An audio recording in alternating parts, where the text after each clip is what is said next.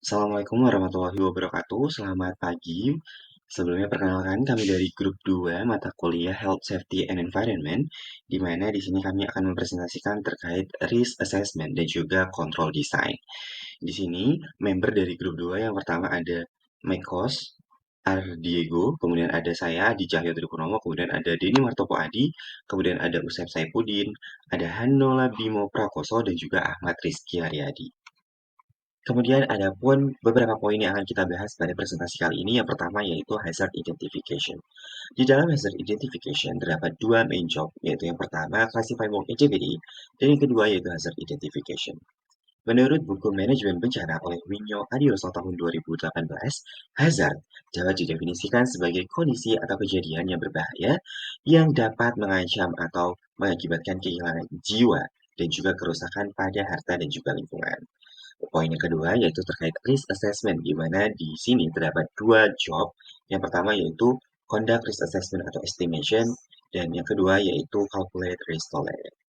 Risk assessment sendiri adalah proses identifikasi, penilaian, dan analisis risiko yang terkait dengan suatu aktivitas tertentu. Tujuannya yaitu untuk mengidentifikasi potensi bahaya, melakukan evaluasi kemungkinan, dan dampak dari bahaya tersebut. Dan poin yang terakhir yaitu risk control, di mana activity ini yaitu terkait control of risk event. Risk control sendiri masih terkait dengan hasil dari risk assessment, di mana hasil dari penilaian risk assessment tersebut akan digunakan untuk mengembangkan strategi dalam mengurangi atau mengelola risiko dengan cara yang lebih efektif, atau biasa disebut dengan melakukan improvement. Studi kasus yang dilakukan yaitu perakitan terminal listrik, yang mana setiap anggota kelompok dibagi tugas masing-masing. Operator pertama bertugas untuk melakukan sub-AC plug-ins dengan kabel serta pasang housing plug-in. Operator kedua bertugas untuk sub-AC kabel dengan chopper serta pasang chopper ke base chopper housing. Operator ketiga bertugas sebagai sub-AC klem kabel dengan base housing serta pasang grounding. Operator keempat bertugas untuk sub-AC baut grounding dengan base housing, terus pasang cover chopper housing serta inspection dan check sheet record. Operator 5 bongkar produk yang sudah dipasang lalu mensuplai material ke semua pos. Satu lagi yaitu sebagai safety officer yang tugasnya untuk mendokumentasikan seluruh kegiatan yang dilakukan dan melakukan pengukuran parameter lingkungan kerja. Selanjutnya adalah standar penilaian risiko. Yang pertama ada tingkat risiko, yaitu kemungkinan terjadinya suatu bahaya dan dampaknya terhadap kesehatan serta keselamatan pekerja. Dibagi menjadi 3 kategori, yaitu frekuensi aktivitas, frekuensi kejadian bahaya, serta lama pemaparan.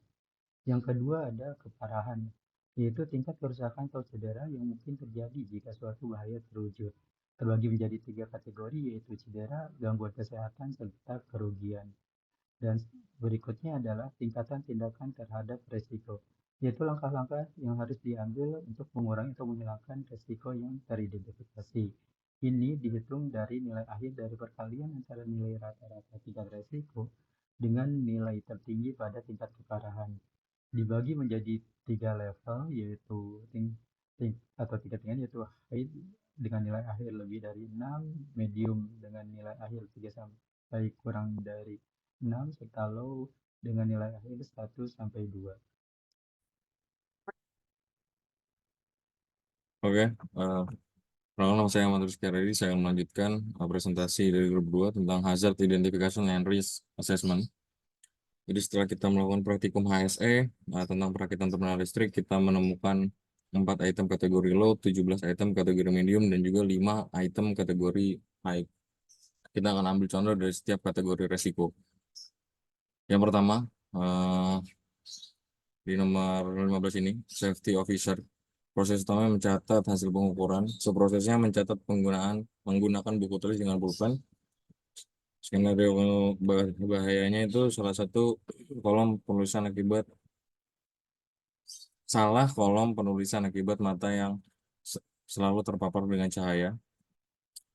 Yang kedua, pulpen menusuk orang lain atau diri sendiri. Konsekuensinya luka tusuk terbuka atau lecet pada kulit. Kontrol yang ada, jaga jarak dan konsentrasi atau fokus. Oke, itu yang low. Kita akan ambil contoh juga dari medium. Kita akan ambil dari poin 8 ini. Operator 4, inspection and check sheet record. Prosesnya itu memasang lampu ke produk produksi dan melepaskannya. Skenario bahayanya itu mata operator berisiko terkena pantulan cahaya terus-menerus. Konsekuensinya penurunan kemampuan penglihatan. Nah, kata kontrol yang ada memberikan APD kacamata anti pantulan cahaya, yang kedua memberi pengarahan kepada operator sebelum bekerja, yang ketiga membuat warning point atau peringatan untuk berhati-hati. Kita akan next ke high risk. Oke, di sini juga kan kita ambil satu contoh di poin ke-8 ini. Inspection, check sheet and record. Subprosesnya memasang dan melepas lampu ke produk produksi dan melepasnya. Skenario bahayanya operator tersetrum karena proses penghubungan tidak dilengkapi APD. Konsekuensinya terkejut, lemas, hingga luka bakar. Kontrol yang ada memberikan APD berupa sarung tangan listrik, memberi pengarahan kepada operator sebelum bekerja, dan terakhir membuat warning point atau peringatan untuk berhati-hati. Oke, untuk selanjutnya akan dijelaskan oleh Pak Ade Martopo Adi.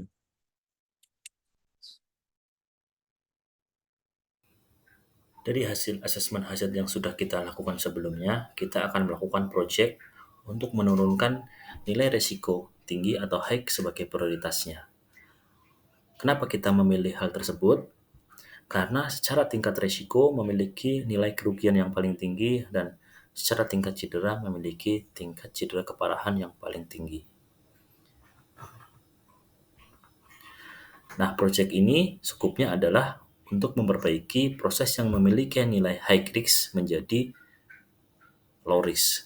Constraint dari proyek ini adalah tidak ada impact terhadap produksi saat eksekusi, kemudian tidak ada impact terhadap quality dan productivity, kemudian menghilangkan isu bahaya pada proses tersebut.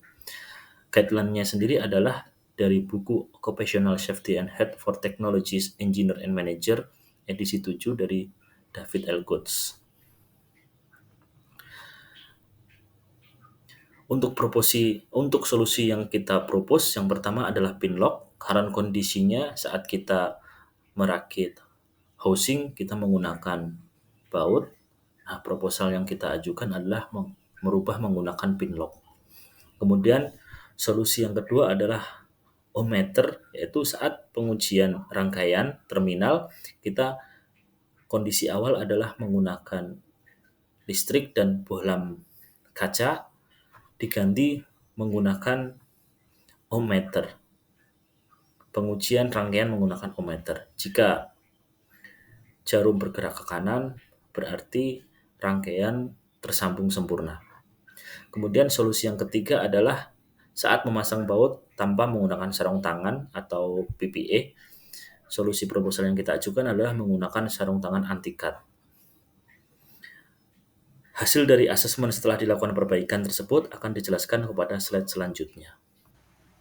Saya perkenalkan, nama saya Hanola Bimo Prakoso dari grup 2, ingin menjelaskan tentang risk assessment. Slide ini menunjukkan penilaian risiko sebelum dan sesudah beberapa perbaikan dilakukan. Sisi kiri slide berlabel sebelumnya mencantumkan sejumlah risiko yang terkait dengan proses, sedangkan sisi kanan berlabel setelah peningkatan menunjukkan apa yang tampaknya merupakan proses yang sama dengan risiko yang dikurangi. Kemungkinan interpretasi label meskipun sulit untuk mengatakan dengan pasti tanpa konteks lebih lanjut. Ya, di sini ada proses perakitan blok terminal, subprosesnya housing, ada beberapa resiko, yaitu sesuatu akan salah selama bagian operator 4 dan catatan lembar pemeriksaan tidak diisi dengan benar. Ini bisa menyebabkan masalah di kemudian hari. Konsekuensinya, tingkat keparahan resiko ini dinilai sedang, 7 dari 12. Setelah perbaikan, resiko telah dikurangi dengan memastikan bahwa catatan lembar pemeriksaan diisi dengan benar selama bagian operator 4. Baik, saya akan menjelaskan tentang tentang halaman 11 ini. Di sini budget dari control risk assignment sebelumnya. Jadi yang pertama yang kita siapkan adalah budget, yaitu 100 juta, dan apa saja yang dibeli, yaitu satu molding untuk housing yang kita improve, terus ada pembelian ohometer dan juga sarung tangan anti gores.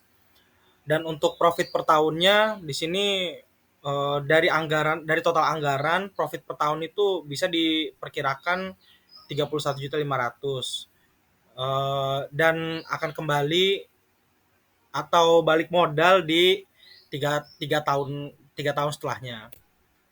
Oke, untuk halaman 12 di sini ada